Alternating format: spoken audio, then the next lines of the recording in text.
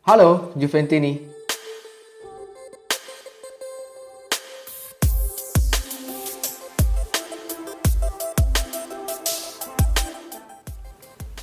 Di Juvetal kali ini kita akan masih membahas sedikit soal pertandingan kontroversi Juventus versus Salernitana karena adanya bug VAR. Bahkan media Republika memberitakan ada bug VAR. Hanya 5 kamera yang tersedia untuk mendeteksi offside.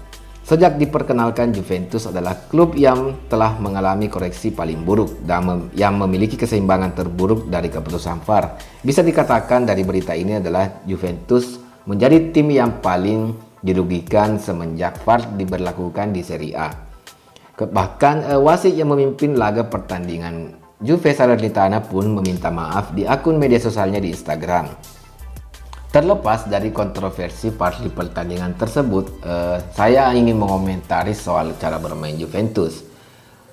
Harusnya tim seperti Juventus tidak kebobolan 2 gol menghadapi Salernitana yang kita sama-sama tahu bermain di Juventus Stadium. Meskipun di babak kedua Juventus mengambil inisiatif menyerang atau mengontrol pertandingan dan menciptakan banyak peluang, harusnya Juventus tidak menempatkan posisi mereka seperti itu. Harusnya Juventus tidak kebobolan atau tidak ketinggalan untuk mengontrol pertandingan. Harusnya Juventus sejak bermain atau sejak babak pertama Juventus mengambil inisiatif mengontrol pertandingan karena bermain di kandang dan menghadapi tim sekelas Salernitana. Ini bukan, kata-kata saya bukan menganggap remeh tim Salernitana, cuman melihat kualitas kedua klub tersebut atau melihat kualitas skuad kedua tim tersebut, Juventus jelas jauh berada di atas Salernitana. Bahkan dari statistik Juventus selalu menang saat menghadapi Salernitana. Dan ini bermain di Juventus Stadium harus tertinggal 2 gol dulu di babak pertama. Jadi sepertinya ada yang salah dengan para pemain Juventus ataupun mental para pemain Juventus. Seperti yang dikatakan Miralem Pjanic. Miralem Pjanic mengatakan, "Saya melihat Allegri semakin dicirikan. Dia dikritik mungkin terkadang benar, tetapi mereka juga terlalu melebih-lebihkan. Para pemain juga harus mengambil tanggung jawab mereka. Tidak hanya menjadi pelatih. Setiap orang harus mengerti bahwa mereka perlu memberikan banyak lagi." Saya setuju dengan komentar Miralem Pjanic, mantan pemain Juventus tersebut. Seharusnya dalam pertandingan atau di lapangan, para pemain yang lebih bertanggung jawab. Mereka harusnya memperlihatkan sesuatu yang terlebih saat menghadapi Salernitana kemarin. Kenapa bisa mereka harus kebobolan 2 gol? Patut dipertanyakan apa yang salah dengan formasi atau skema pemain atau strategi yang diturunkan Mr. Allegri. Menurut pendapat teman-teman, seperti apa pertandingan kemarin? Apa yang membuat Juventus kesulitan untuk memenangkan pertandingan saat menghadapi tim sekelas Salernitana? Kita abaikan soal VAR. Andai Juventus bisa mengontrol pertandingan sejak babak pertama tidak kebobolan 2 gol, mungkin Juventus akan menang mudah, bahkan mungkin bisa pesta gol. Bahkan kalau ketika Juventus harus golnya dianulir, mungkin masih bisa menang. Ini menurut analisa pribadi saya. Menurut teman-teman seperti apa? Silahkan tulis di kolom komentar. Kemudian kita ada sedikit berita soal update pertandingan Liga Champions di Kamis dini hari antara Juventus versus Benfica, yaitu terkait update pemain yang akan dimainkan Mr. Allegri.